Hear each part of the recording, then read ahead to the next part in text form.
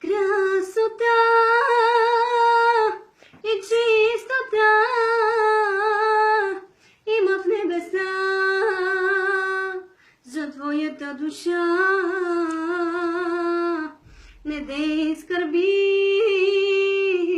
не дей тъжи, още малко потърпи. В новото небе и в новата земя ще живеем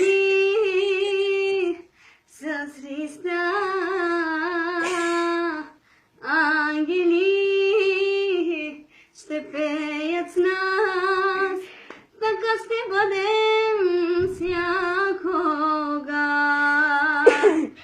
Ти си Бог Емануил, ти си цар в Иерусалим, ти си светлата утрина звезда, орелът на вечността и князът на мира, а ти си моя Бог Исус,